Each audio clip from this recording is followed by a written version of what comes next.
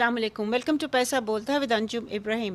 ख़वातीन और हज़रात, हम देख रहे हैं कि पिछले 2 डेकेड्स यानी 20 साल तकरीबन ये जो बिजली का बुरहान है ये ख़त्म नहीं होता। या तो लोड शेडिंग हो जाती है या फिर हमारे वो जो हैं इलेक्ट्रिसिटी रेट्स बढ़ जाते हैं, या दोनों कंकरेंटली होते हैं जैसे कि आजकल हो रहा है। इसमें क्या इशू है? क्योंकि जो भी गवर्नमेंट आई है, चाहे वो सिविलियन है या मिलिट्री गवर्नमेंट है, वो इसी तरह इसी बेसिस पे आते हैं कि जी we will sort it out, and at the end when they are gone हमें यही पता लगता है कि कोई उन्होंने खातिर खा ना रिफॉर्म्स के। खान साहब की गवर्नमेंट जो थी उन्होंने तो काफ़ी ब्लेम किया पहले कॉन्ट्रैक्ट्स को, राइटली सो। उन्होंने थोड़े से कॉन्ट्रैक्ट्स ठीक भी किए, बट जो सीपेक के थे, चाइना पाकिस्तान इकोनॉमिक कॉरिडोर के अंडर जो जनरेशन प्रोजेक्ट्स, इसको ठीक नहीं कर पाए because the contracts were different, were the same as before, which favoured the IPP, the independent power producer. तो क्या चीज़ करनी चाहिए, कहाँ से शुरू करना चाहिए कि आज से हम शुरू हों, और कितना पीरियड लगेगा कि we can actually make a difference, we can start seeing some changes? आज डिस्कस करने के लिए हमारे पास बड़ी एक्सपर्ट टीम है। ताहिर बशारत चीमा साहब हैं, फॉर्मर मैनेजिंग डायरेक्टर हैं पेप्को के, Pakistan electric power company. Barrister Asghar Khan sahab हैं, he is an energy expert. और हमारे अपने जो इन हाउस एक्सपर्ट हैं मुश्ताक घुमन साहब, जो मेरे ख्याल में अरसा दराज से आप ये बीट कर रहे हैं and very very effectively. I start with Cheema साहब। चीमा साहब बताइएगा कि क्या प्रॉब्लम है। पहले तो बता दें कि क्या क्या प्रॉब्लम्स हैं। आई नो आप पहले बहुत दफ़ा बता चुके हैं हमारे ही प्रोग्राम में, but somehow they don't get sorted out, nobody is looking at it. शुक्रिया जी। जो सबसे बड़ी प्रॉब्लम है जी जी वो इस वक्त जो है वो मैनेजमेंट की है। जो मैनेजमेंट एंड ऑपरेशंस हैं, आप अंदाजा लगाइए कि एक वक्त ये वापडा के पास था, वापडा के पास 9000 प्लस जो रिसोर्स था, टेक्निकल इंजीनियरिंग का रिसोर्स था, उससे अब चलते चलते हम ऐसी जगह पे पहुंच गए हैं कि जहां अब ये मिनिस्ट्री बेचारी जो है वो इस सेक्टर को चलाने के लिए मजबूर है और उनके पास एक्सपर्ट्स या रिसोर्स है ही नहीं। सो एक तो ये मसला हो गया कि इसके जो ऑपरेशंस एंड मैनेजमेंट के इश्यूज हैं जी वो बहुत स्ट्राइकिंग हैं और वो कहीं चलने नहीं देते। आप इससे अंदाजा लगाइए कि हम सर्कुलर डेट की बात करते हैं जिसमें ये कहा जाता है कि जी 2.5 ट्रिलियन हो गया है, तो आप हैरान होंगे इस जून के आखिर में, यानी कि जून 2022 में जो डिफॉल्ट अमाउंट है, यानी कि जो लोगों से, सार्फिन से पावर सेक्टर ने लेना है, वो 2.35 ट्रिलियन हो चुका ओह है, माय जो गॉड। आज के दिन जो है वो भी 2.5 ट्रिलियन पे पहुंच गया। यानी कि आप अंदाजा लगाइए कि अब जो सेक्टर है वो बिल्स जो इशू करते हैं उसकी वसूली भी नहीं कर सकते। इसके बाद जब लॉसेस की बात करते हैं तो पता ये चलता है कि एक वक्त जो था वो 16 अरब यूनिट्स जो हैं वो टेक्निकल लॉसेस या इलीगल एक्सट्रैक्शन ऑफ एनर्जी में जाते थे। इस वक्त वो 20 अरब से ऊपर जा चुके हैं। ये तो हो गई ना पहली बात जिसमें मैंने ऑपरेशंस एंड मैनेजमेंट की बात की। जी दूसरा मसला ये है कि लेगेसी के जो IPP के हमारे पावर परचेज एग्रीमेंट्स हैं उनमें बहुत इश्यूज हैं और ये 3 मर्तबा जो है उनके साथ छेड़खानी की गई। एक दफा 99-2000 में की गई, इल-फेटेड, वो भी कहीं ना पहुंची, और इसके बाद पिछले 5 सालों में 2 मर्तबा जो है कोशिश की गई, हाइप भी क्रिएट हुई, जिक्र भी किया गया कि क्या कमालात दिखा दिए, लेकिन दरअसल कुछ भी ना हुआ। तो एक वो लेगेसी जो हमारे साथ चल रही है बट वो चीमा साहब, इंतहाई ये जो है, जो आप पिछले 5 साल की बात कर रहे हैं, उसमें didn't the Imran Khan administration make the deal with everybody but with the CPEC, जो सीपेक के प्रोजेक्ट्स हैं? कि मैं थोड़ा सा आपको अर्ज करूं जी जी कि उसका जो फाउंडेशन स्टोन था, हम्म जो फाउंडेशन थी, वो मोहम्मद अली रिपोर्ट थी। ओके उस रिपोर्ट में उन्होंने बहुत ही तफसील के साथ 3 इसके मत जो हैं वो डिटेल आउट किए गए। पहले लिखा गया कि जो स्ट्रेट अवे जिसे कहते हैं रॉन्गफुल इनवॉइसिंग, यानी कि जो इनवॉइस या बिल किया गया वो ही गलत था। दूसरा ये था कि जो miss interpretation of various clauses of the PPA, और तीसरा था आउटराइट फ्रॉड। तो ये तीनों पे कुछ भी ना हुआ, अशशोई के सिलसिले में मामूली सा काम किया गया। बाकी फिर ब्लैकमेल में आ गए कि इंटरनेशनल कॉन्ट्रैक्ट्स होते हैं, डॉलर के साथ किए गए हैं, इंटरनेशनल कोर्ट ऑफ आर्बिट्रेशन बीच में आ जाती है वगैरह वगैरह। और ये जितने जेब कुतरे हैं इनके ज़हन में एक ही बात आती है और वही उसी को यूज़ करते हैं कि अगर आपने इनके साथ कोई छेड़खानी की तो फिर पाकिस्तान में इन्वेस्टमेंट नहीं आएगी, बिल्कुल ही नहीं आएगी। जी सही। आप समझ लीजिए कि too little and too late, कुछ भी नहीं हुआ एंड द लेगेसी कंटिन्यू। ये बात मैंने कर दी। आप तीसरी बात पे आ जाते हैं, पहले ऑपरेशंस एंड मैनेजमेंट, फिर ये पीपीएस जो गले में आ चुके हैं। इसके बाद तीसरा इसमें मसला ये है कि इस वक्त वाली वारिस नहीं है, यानी कि कोई पूछने वाला नहीं है। एक दरअसल हमारे हाथ में टूल आ गया है जिसे रेवेन्यू बेस्ड लोड शेडिंग कहते हैं। हमारी डिस्कोर्स में होता ही है कि जहां से बिल्स जो हैं वो उनकी रिकवरी कम आती है या चोरी का वहां डर है तो उसे बिजली ही नहीं देते। उससे क्या होता है कि थोड़ी सी प्रोग्रेस बेहतर हो जाती है और क्योंकि कोई पूछने वाला नहीं तो उसमें फेडरेशन में दरारें आ रही हैं। मैंने पहले भी कई दफा जिक्र किया कि पंजाब की हालत तो बेहतर है लेकिन खैबर पख्तूनख्वा, बलूचिस्तान और सिंध में, अब बलूचिस्तान का ही सिर्फ ले लीजिए, 4 से 20 घंटे की लोड शेडिंग होती है और जब उसकी डिमांड 2000 मेगावाट की है तो उसे 400-450 मेगावाट के साथ टरकाया जाता है। बात असल में ये है कि जो केस्को वाले हैं वो ये कहते हैं कि इससे ज्यादा कि हम पैसे इकट्ठे ही नहीं कर सकते, लेकिन फिर भी आप ये देखेंगे कि 2.5 ट्रिलियन जो है उसका डिफॉल्ट अमाउंट है। तो मकसद ये हुआ कि अगर आप ये चीजें दुरुस्त करना चाहते हैं तो इसकी मैनेजमेंट बेहतर करनी होगी, इसके अलावा किसी रिफॉर्म की जरूरत नहीं है। और इसके बाद जो पीपीएस हैं वंस एंड फॉर ऑल, या आज कह दिया जाए कि ये फिर नहीं खोलेंगे क्योंकि बार बार उनको खोलना वो भी इंतहाई बदमज़गी होती है। उसको जो कुछ करना है उसके साथ कर लें और इसके बाद कभी उसकी बात ना करें। या सोचें कि किस तरीके से वो जो रेस्ट ऑफ द टाइम्स हैं उसे खरीद लिया जाए, डिस्काउंटेड अमाउंट्स पे उन्हें पे ऑफ कर दिया जाए, उन्हें फारिग किया जाए और वो प्लांट्स में ले ली जाए। जाहिर है ये कहना आसान और करना बहुत मुश्किल, स्पेशली नाउ जी पैसे ही नहीं है किसी तरफ से। सही मैं मानता हूँ। इसी वजह से समझ आती है कि अपनी एफिशिएंसी बढ़ानी होगी और एफिशिएंसी नॉन प्रोफेशनल नहीं बढ़ा सकता, कितना भी अच्छा हो, जितना भी डेडिकेटेड कमिटेड। अब आप देखें कि जी शहबाज शरीफ साहब ने जो वो कोल प्लांट्स लगाए थे साहिवाल में, तो you know he was dedicated, he was committed, he wanted the plant, but you know वो इतना far from the source of coal, एक तो वो हेल्थ हैजर्ड है, ऊपर से ट्रांसपोर्ट कॉस्ट बढ़ जाती है। So these are things that he never considered. And now let me come to barrister sahab. Barrister sahab, do you agree with the analysis of Cheema sahab? Or do you have a different perspective? Assalamualaikum ji, to the extent कि there is a problem, I agree, but solutions are varying. क्योंकि देखें 2.6 trillion is larger than your defense budget of 1.6 trillion. So it's a make or break situation. जैसे चीमा साहब ने कहा कि but there is nothing sort of a fast track or focused attention by the government, either this government or the previous government. तो मेरा ख्याल में इनको इसका अभी वो डेप्थ नहीं पता कि what it can do to your economy, जो कि ऑलरेडी कर रही है, but they are not taking fire fighting measures. तो सबसे पहले तो ये है जी कि मैंने कहा कि although we are focused on the generation IPPs और long term contracts, but nobody is looking at the affairs of the distribution companies. जितना लॉस, थेफ्ट और करप्शन उधर है, जब तक पहले भी कहा या तो उनके O&M प्राइवेट सेक्टर को दे दें या फिर उसको प्राइवेटाइज कर दें, जब तक आपके रेवेन्यू स्पिनिंग उधर से नहीं आ रही है और there is a disconnect between the payment of the consumers and collection receive by the DISCOs, और वहाँ मिसिंग मनी प्रॉब्लम है, वो जब तक आप रेक्टिफाई नहीं करेंगे आप कोई सोल्यूशन सस्टेनेबल नहीं है।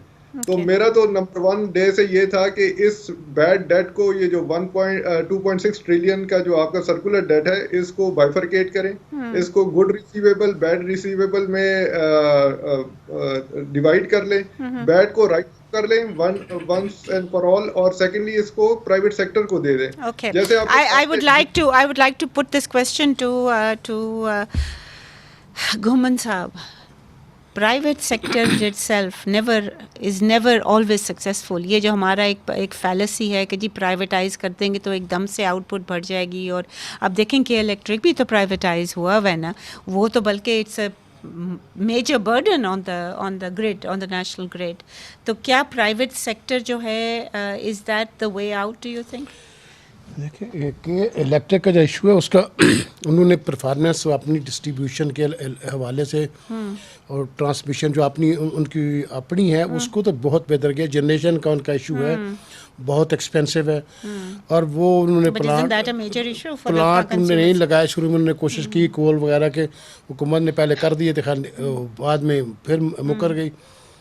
उनका इशू डिफरेंट. अब ये इनका जो इशू जो है कि डिस्कोज का इशू कि चूँकि वफाकी हैं और सूबे जो हैं वो तावनी नहीं करते. यानी अगर आप फर्ज करें वो हम आजकल के पहले भी, क्योंकि आजकल तो आज भी मतलब अगर आप बंदा नहीं, आजकल तो डिफरेंट है ना. फेडरल चोरी नहीं, पहले भी ऐसे था. चोरी को बंदा कर रहा है, उसके खिलाफ वो FIR दर्ज कराना चाहते हैं तो थाने वाले FIR दर्ज नहीं करते, ना उसको पकड़ते हैं. और करप्शन तो इतनी इंतहा की है कि मैं अगर कहूँ कि पावर सेक्टर में कोई एक आधा बंदा मिल जाए जो ईमानदार है तो मुझे नहीं लगता.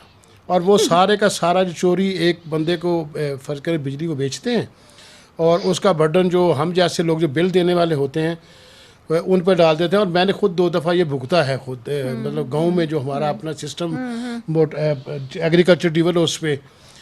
एक तो इनका ये इशू है कि अब ये हुकूमत जो है इसने सूबों को ऑफ़र किया है, सारे सूबों को, कि जी आप डिस्कोज ख़रीद ले लें. वो वहाँ पे अगर चली जाए तो फिर ये कि अगर खरीद लें या ले लें, मतलब ख़रीदेंगे या ले लेंगे, जो भी मैकेनिज्म बनेगा, मैनेजमेंट ले जी. तो वो अगर उनको they have the capacity, because जैसे कि चीमा साहब ने कहा कि आपके पास तो सेक्टर एक्सपर्ट्स ही नहीं है. नहीं, उन एक्सपर्ट्स तो जैसे चीमा साहब खुद बहुत बड़े एक्सपर्ट हैं, तो इनके इस तरह के बहुत सारे लोगों से इस्तेफादा किया जा सकता है ना, जो अवेलेबल हैं उनसे आप करें. आप अगर नहीं करते तो उनकी मर्जी है. यहाँ तो आपको पता है लॉबीज चलती हैं. तो अगर सूबों के पास चली जाए, सूबे जो है उसका जो है वो एक जो अगर डिवीजन लेवल पे, फिर तहसील लेवल पे, यूनियन काउंसिल लेवल पे अगर वो चली जाए तो चोरी तो रुक जाएगी और रिकवरी भी बेहतर हो जाएगी. इसका हल यही है. यहाँ बैठ के नहीं हो सकता. इस्लामाबाद में बैठे हुए जैसे चीमा साहब कहते, बाबू बैठे हुए हैं, वो एक हाथ लिख देते हैं, नीचे वाले जो दिल करता है वो ऊपर से जवाब दे देते हैं और वो बस फाइलों में चीज़ें चल रही हैं. ऑन ग्राउंड तो जो है वो सिचुएशन ख़राब ही हो रही है. Okay, I will take a short break here, please stay with us if you can.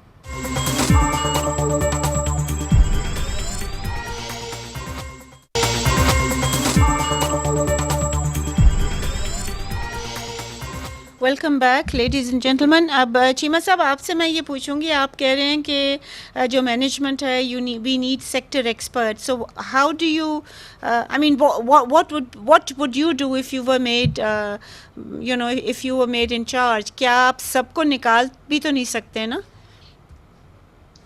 मैं थोड़ा सा अर्ज करूं कि निकालने की तो ज़रूरत नहीं है जी, सही तरीके से चलाना ही है. लेकिन इससे पहले कि मैं इस सब्जेक्ट पे आऊं, मैं थोड़ी सी और बात करना चाह रहा हूं. जी, जी. एक ज़माने में बैंक्स जो हैं वो प्राइवेटाइज किए गए, यानी कि नेशनलाइज थे, प्राइवेटाइज किए गए. तो इसके बाद रेगुलेटर क्योंकि कमज़ोर था तो हुआ ये कि रिटेल बैंकिंग सिरे ही से ख़त्म हो गई और कॉर्पोरेट बैंकिंग सिर्फ होती है अब बैंक्स में.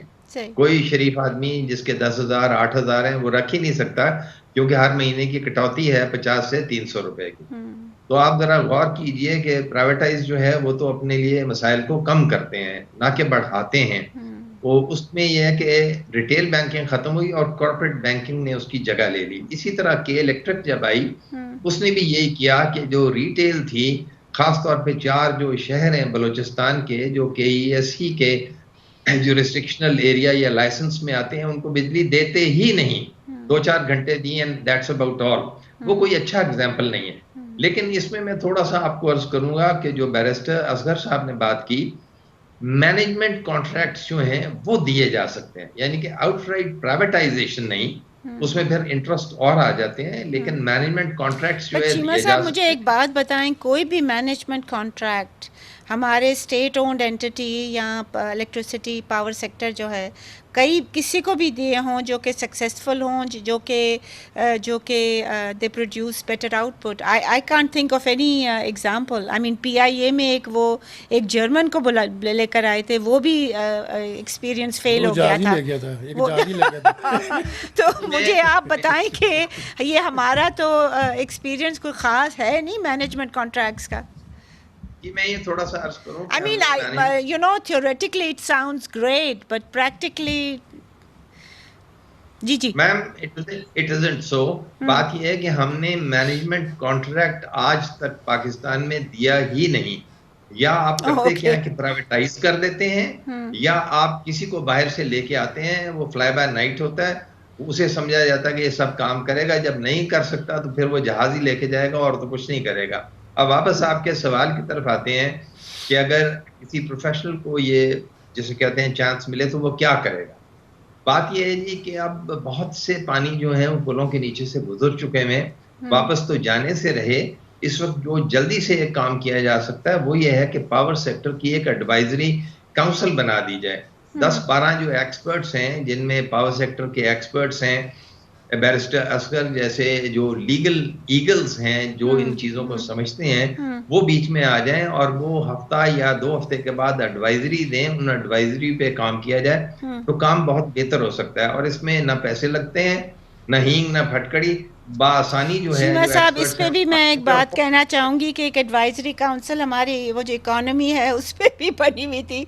10-12 वही लोग आ जाते हैं, उनको चुप कराने का, ताकि वो अखबारों में ना लिखें और बातें ना करें, चुप कराने के लिए कर देते हैं। उनको टीए दे देते हैं, उनके साथ बड़ी मैसिव लंच कर लेते हैं, but actually you know, the person, the man in charge or the woman in charge, they never actually listen to this advice. But anyway, आपका point of view है। जी, मैं थोड़ा सा ये अर्ज करूंगा कि पावर सेक्टर की एडवाइजरी काउंसिल इसलिए जरूरी है। एक तो ये टेस्ट एंड राइट नहीं है, ये नहीं है कि ये सिर्फ खाने ही खाएंगे, बल्कि ये काम करेंगे और एक्सपर्ट्स हमारे पास हैं। खाना और पिक्चरें खिंचवाना, ये सिर्फ एडवाइजरीज देंगे। इसके अलावा देखें ना, हमारे पास एकदम चीज कोई भी नहीं है, ये तो हर चीज बदलनी पड़ती है। मसलन अगर सही काम हो तो we need a professional as the secretary power डिविंग, सबसे पहले। इसके बाद not a generalist, like right now we have a generalist, right? जी, अब वो जनरल साहब तो वबडा में हैं, तो वो वाटर नहीं, जनरलिस्ट मेरा मकसद था कि जो हर फन मौला। जी, यही तो प्रॉब्लम है ना जी। और जनरलिस्ट के 2 इश्यूज होते हैं उनकी, अगर साइकी में देखें। जब वो पता ना हो तो वो फिर डांट के अपना पता करवाते हैं। तो नॉन प्रोफेशनल्स के बहुत बड़े इश्यूज हैं, एक ये किया जाए। इसके बाद उनकी एक ओवरसाइट आर्म है जिसे PPNMC आप कहते हैं, power planning and monitoring company. वो जो है अड्रिफ्ट है, उसके ऊपर कटी पतंग की तरह, उसके अंदर कोई भी नहीं है। उसके अंदर 2 जो हैं रिटायर्ड रिसोर्स रखा हुआ है, तो वो बेचारे घर से दर बदर हैं, वो रहने वाले लाहौर के हैं, इस्लामाबाद में रहते हैं, तो बामुश्किल अपना ही ख्याल रखते हैं। तो मकसद ये हुआ कि अब हर उनको कुछ तो बेनिफिट मिल रहा होगा ना जी, जो इधर आए हुए हैं, कहीं पैसे मिल रहे होंगे, कोई घर दिया हुआ होगा।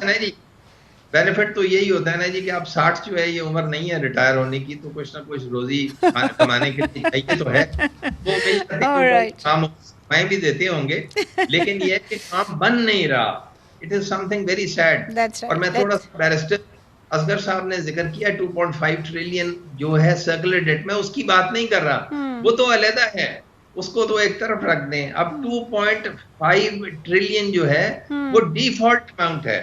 Okay, Tabish Gohar was the actual, you know, he was an sector expert, मगर वो भी कोई basic at ground level पे कुछ कर नहीं पाए हैं। या तो he was coming against influence, right, the entrenched.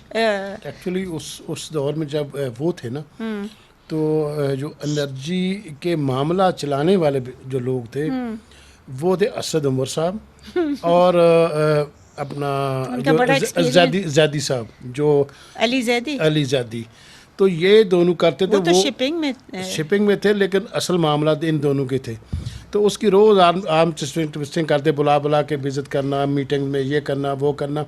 मुझे खुद एक सेक्रेटरी ने कहा, उसने कहा यार हम किस तरह चल सकते जब हमारे 7 खामद बैठे हुए हैं ऊपर, प्राइम मिनिस्टर से लेके तो अली ज़ैदी तक, तो हम कैसे चल सकते हैं? नहीं, मुझे समझ 7 खामद मतलब मल्टीपल, ये तो बहुत अच्छी बात है। मेरा तो ख्याल था मल्टीपल वाइव्स नॉट एज नहीं होते, कहीं प्राइम मिनिस्टर ले लें, प्रिंसिपल सेक्रेटरी ले लें, फाइनेंस मिनिस्टर ले लें, ये तो मतलब वहाँ से वो कह रहे हमें एक बंदा हो जिसको हमने जवाब देना हो, 7 लोगों को तो हमने जवाब देना है, तो हम काम किस वक्त करें? हर उधर से फ़ोन आ रहा है, ये कर दें, उधर से कहते हैं ये कर दें। तो फिर वो उन बेचारों को भी जाना ही पड़ता है, जो अगर कोई काम करना चाहता है तो भी नहीं कर So we पाता। need a bureaucracy that is not a generalist experts and a bureaucracy with enough backbone to say no. मैं कहता हूँ इतने मसाइल हैं कि एक अभी चूँकि डिस्कशन चल रही है, एक सेक्रेटरी साहब जो थे इन्होंने OST बनवाया और उसका कसूर सिर्फ इतना था कि उसने एक मिनिस्टर साहब थे मुल्तान के, इमरान खान साहब की हुकूमत में बड़े पावरफुल थे, उन्होंने एक अफसर को कहा, उन्होंने सस्पेंड किया हुआ था जिसके पूरी वीडियोस बनी हुई थी पैसे लेने की और ये वो, तो उन्होंने कहा जी इसको आप जो है वो इसको बहाल करें। उसने कहा जी ये सही नहीं है, ये सब कुछ इंक्वायरी के बाद किया मैंने। उन्होंने कहा हम तुम्हें मिसाल बनाएंगे और मिसाल बनाया और आखिरी दम तक जो आज़म खान साहब थे प्रिंसिपल सेक्रेटरी, वो भी उससे नाराज़ थे कोई NHP के मामले पे, तो उस बेचारे की उन्होंने पोस्टिंग नहीं होने दी। 3 दफ़ा सबने गए, उन्होंने कहा सीन थैंक यू, नहीं होने दी। तो यहाँ इतनी लॉबीज़ हैं, फिर प्राइवेट सेक्टर की लॉबीज़ हैं। कुछ कोई अगर ईमानदार आदमी चीमा साहब जैसा अगर कोई काम करना भी चाहे तो उस पर भी नैब के केस बन जाते हैं। चीमा साहब ने तो खुद भुगता है। तो इस तरह के मामला यहाँ पे तो एक बहरहाल ये चीमा साहब की प्रपोजल से तो मैं एग्री करता हूँ, ताकि वो नहीं है कि यू मूव फॉरवर्ड जी, उसमें डर लगता है कोई ऐसे लोग हों जो सेक्टर एक्सपर्ट जो कम से कम इनको एडवाइस तो कर सकें ना। ब्यूरोक्रेट्स को तो कुछ पता नहीं है, वो तो आज पावर डिवीजन में बैठे हुए हैं, कल होंगे तो इंटीरियर में बैठे होंगे, तो वो वहाँ जाके उनकी बोली बोलना शुरू कर दें, जो नीचे से कोई कहता है वो कहते जाते हैं। सही। We'll take a short break here. When we come back, we will take Barrister Asghar Khan's views.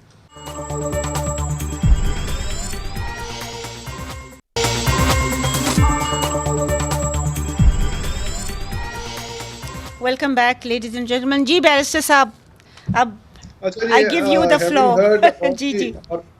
Ji, having heard all the arguments, जो तो वो ये है कि मल्टीपल फोरम्स हैं, पावर डिवीजन है, पेट्रोलियम डिवीजन है, फिर उसके ऊपर फाइनेंस मिनिस्ट्री, फिर आपकी कैबिनेट कमेटी है ऑन एनर्जी है, फिर सेनेट की स्टैंडिंग कमेटीज, फिर नेशनल असेंबली की स्टैंडिंग कमेटीज, फिर आपकी काउंसिल ऑफ कॉमन इंटरेस्ट, फिर रेगुलेटर, फिर डिस्ट्रीब्यूशन कंपनीज। और मसला ये है कि they are all at loggerhead with each other. Everybody is trying to pull just because of their chair and power, एक अपनी नीश उन्होंने क्रिएट की है। So they are not working in unison, और इस वजह से हम फ्रेगमेंटेशन की तरफ जा रहे हैं और डिसइंटीग्रेशन। और मैं आपको एक बड़ा एक इंटरेस्टिंग एग्जांपल बताऊं, मैं एक कॉन्स्टिट्यूशनल रिसर्च कर रहा था, तो उसमें 1973 की जो एग्जीक्यूटिव अथॉरिटी और वगैरह पढ़ रहा था, लेजिस्लेटिव कॉम्पिटेंस, तो वो मैंने जब पीछे देखा तो 1935 का जो गवर्नमेंट ऑफ इंडिया एक्ट था, हू बहू हमारा कॉन्स्टिट्यूशन उधर से आया हुआ है। तो लफ्ज बाय लफ्ज थोड़े बहुत चेंजेस किए हुए। तो ये जो हमारी प्रॉब्लम्स है ना जी, ये जो कॉलोनियल सिविल सर्विस, ये 1870 की रिफॉर्म्स के बाद वही लोग चले आ रहे हैं। अच्छा, मुझे बताएं बैरिस्टर साहब कि अगर मैं आपको अगर आप लग जाते हैं to bring about a constructive change, what is the first thing you will do? The first thing is to be done is कि एक आपके जो ये collections है ना at the distribution level, इनको transparent करना है, number one. And you think that can be done by privatization, right? नहीं, मेरे ख्याल में if you want to go midway तो O&M contracts और वो आप कह रहे हैं management by contracts हो सकता है, उसमें कोई मसला भी नहीं है। Not the full blown privatization. उससे ये होगा कि you will have to increase your number of units built. जब बिलिंग ज्यादा होगी, टैरिफ आपका ऑटोमेटिकली नीचे आएगा। right. अभी तक ना हम IMF को कन्विंस कर सके कि हमारे पास ये स्ट्रेटेजी है to bring down the tariff. वो कहते हैं हाइक करें तो आप ऊपर ले जाते हैं। मतलब कोई एप्लीकेशन ऑफ माइंड है ही नहीं कि जी हमारे पास क्या सस्टेनेबिलिटी के पैरामीटर्स है कि whether we want to go from here to here, point 1, let's suppose हमारे 90,000 या 90 बिलियन यूनिट्स हैं, उसको हमने इंक्रीज करना है 120 बिलियन यूनिट्स पे, so that idle capacity भी खत्म हो और कंज्यूमर को हम ज्यादा but Barrister साहब, given the fact that they do not have enough foreign reserves to bring in the fuel that is required to generate the power, फिर क्या करेंगे?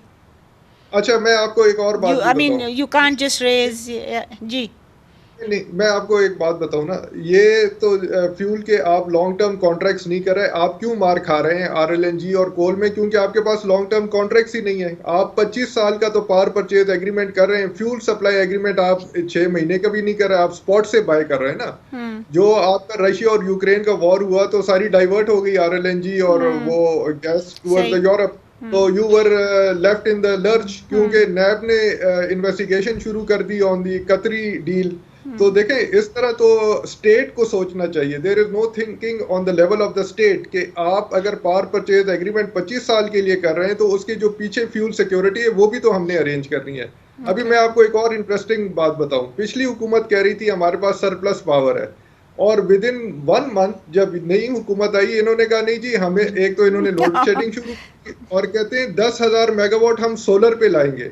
अभी आप देख लीजिए, सोलर जो है वो 100 मेगावाट में से सिर्फ 19 मेगावाट जनरेट करता है, उसकी यील्ड ही 19 मेगावाट है। और फिर मैंने उनको एक क्वेश्चन किया, इन्वेस्टमेंट कॉन्फ्रेंस कराई जिसमें मिनिस्टर साहब भी थे, सेक्रेटरी साहब भी थे। मैंने उन्हें क्वेश्चन किया कि जी, एक तरफ आपका रेगुलेटर कह रहा है कि हम कंपेटिटिव मार्केट में जा रहे हैं, no more long term agreements, और दूसरी तरफ आप फिर कह रहे हैं कि हम सोलर पे 25-25 साल के कॉन्ट्रैक्ट कर रहे हैं। और ऐसी टेक्नोलॉजीज जो कि हर दिन इनकी कॉस्ट गिर रही है, आप 25 साल के लिए फिर आप लॉक करेंगे और फिर आप जाके रीनेगोशिएट करेंगे। I think we are repeating this. This is terrible. Okay, I'll come to Cheema sahab, बताइएगा आप पहले 2 चीजें क्या करेंगे? जैसे मैंने पहले कहा, बैरिस्टर असगर खान ने भी उसे सपोर्ट किया, मैनेजमेंट O&M कॉन्ट्रैक्ट्स देने हो। इसके बाद जो इशू है वो बड़ा सिंपल है कि किसी तरीके से रेवेन्यू बढ़ाना है, या आप कह लीजिए कि जो टोटल बिलिंग होती है उसके अगेंस्ट जो रेवेन्यू है उसे टोटली 100% कलेक्ट करना है। उसके लिए फेडरल गवर्नमेंट की भी सपोर्ट चाहिए, प्रोविंशियल गवर्नमेंट्स की भी सपोर्ट चाहिए, लोकल गवर्नमेंट्स की भी सपोर्ट चाहिए। अब इस वक्त जब मिनिस्ट्री के पास ये सारा कुछ है तो समझ आती है। This is the problem that we have the best laws and the best everything in the world, but do we implement anything? No. जी, अब देख लेते हैं कि इस वक्त लोकल गवर्नमेंट्स नहीं है तो फेडरल और प्रोविंशियल गवर्नमेंट्स तो है ना। अब ज़हन में आता है कि जब फेडरल गवर्नमेंट जो है मैनेज कर रही है पावर सेक्टर को, तो जो इश्यूज हैं प्रोविंसेस के साथ या जम्मू कश्मीर के साथ हैं वो भी उन्होंने हल करने हैं। सेक्रेटरी जो पावर डिवीजन है उसकी तो ड्यूटी ये होनी चाहिए कि बलूचिस्तान से अगर पैसे नहीं आ रहे तो वो वहाँ डेरा लगा ले, ये नहीं कि अपने कमरे में बैठा रहे। इसी तरह AJK से 258 अरब रुपया लेना है तो उसने फैसला करना। Okay, I am running out of time, let me gate घुमन साहब, आप क्या करोगे? पहली 1-2 चीज जो कि आप आते ही करोगे। मैंने तो आना ही नहीं है, मुझे किसी ने I know, आपने तो कभी नहीं आना। मगर ये बात सही है कि आप जितना इसको निचली सतह पे ले जाएं, सूबों को दे दें और वो आगे नीचे जो है लोकल डिवीजन लेवल पे दे दें, डिस्ट्रिक्ट लेवल पे। उसमें ये पहले एक सेक्रेटरी साहब थे जफर महमूद साहब, वो भी खैर ब्यूरोक्रेट थे, तो उन्होंने ये प्रपोजल उस वक्त दी थी हुकूमत को कि आप इस तरह अगर कर लेंगे तो फ़र्ज़ करें एक आप एरिया है जैसे एक यूनियन काउंसिल है, तो अगर उसको आप एक कोटा दे देते हैं और उसको एरिया उसको दे देते हैं कि ये आपका एरिया है, आपकी रिस्पांसिबिलिटी है, तो वहाँ तो हर बंदे को मतलब जानते हैं, तो वहाँ से कलेक्शन भी आप बेहतर कर सकते हैं, लॉसेस कम कर सकते हैं। ये पंजाब की हद तक मैं बात कर रहा हूँ। अलबत्ता KPK में तो ऐसे इलाके हैं जहाँ एक दिन मैं सुन रहा था एक मीटिंग में कि दोआबा जगह है एक, मेरे से आपको पता होगा, तो वहाँ उनकी पॉपुलेशन जो है कोई 1,20,000 है के करीब है, और वहाँ कहते हैं 1 भी मीटर नहीं है, सब चोरी। तो या नहीं मतलब आप, और सिंध के अंदर पूरा गांव जो है वो बेचा हुआ है उन्होंने, यहाँ मीटिंग में हम देखते हैं, और वो उनके कई बंगले हैं जो एक मतलब उसको जो मीटर इंस्पेक्टर है उसके कई बंगले हैं, इतना वो पैसा बना रहे हैं लोगों के साथ। तो ये अगर मतलब मैनेजमेंट नीचे चली जाएगी तो उससे ज़्यादा उनकी अकाउंटेबिलिटी भी होगी और फिर उसमें बेहतरी भी आएगी इंशाल्लाह। ख़वातीन हज़रात, आपने सुना बहुत सारे इश्यूज़ हैं, बहुत बैक डेटेड हैं, ये इंट्रेंच्ड हो गए हैं सिस्टम में। क्या इसमें से अगर मैनेजमेंट कॉन्ट्रैक्ट्स दे दें, then we have to pray कि वो जो मैनेजमेंट कॉन्ट्रैक्ट दिया है वो बंदा या कंपनी एक्चुअली कमिटेड है टू ब्रिंग अबाउट रिफॉर्म। उनकी भी कोई लिंकेजेस होनी चाहिए विद परफॉर्मेंस। मगर फ़िलहाल जो देखा गया है, I think for the last 3 governments जो हैं जरदारी साहब की, नवाज़ शरीफ की और ख़ान साहब की, इनमें से जो भी प्रॉब्लम्स थी वो ख़राब, ज़्यादातर ख़राब हुई हैं बिकॉज़ वो होती गई हैं, उनमें कोई रिफॉर्म नहीं आया और उनकी जो परफॉर्मेंस है वो बहुत ख़राब। इस वास्ते जो है, जो इंटरनेशनल मॉनेटरी फ़ंड है या वर्ल्ड बैंक है, it's the lead sector I think in the power sector, तो वो अब कोई लेवरेज देने को तैयार ही नहीं है बिकॉज़ वो ये कहते हैं कि अगर तुमने फुल कॉस्ट रिकवरी नहीं की, चाहे तुम्हें रिफॉर्म्स ही नहीं की, चाहे तुम्हें जो एग्जिस्टिंग कंज्यूमर्स हैं उनके ऊपर और बोझ डालो, which is people like us. तो ये चीज़ जो है, वन कैन ओनली होप, ये टीम जो है शहबाज शरीफ साहब की, वो कहते हैं कि जी we are very experienced, not that they showed very good performance last time, but one would hope कि इस दफ़ा जो है वो जो प्लेज करते हैं कि हम रिफॉर्म्स कर रहे हैं which are costing, which have a political cost for them. तो I hope कि इस सेक्टर में अगर वो ये इसको सिर्फ सॉर्ट आउट कर दें तो मेरा ख्याल में will go a long way towards some kind of an economic development path जो कि हर 2-3 साल बाद रिवर्स नहीं होगा। इजाज़त दीजिए इसी के साथ, खुदा हाफिज़।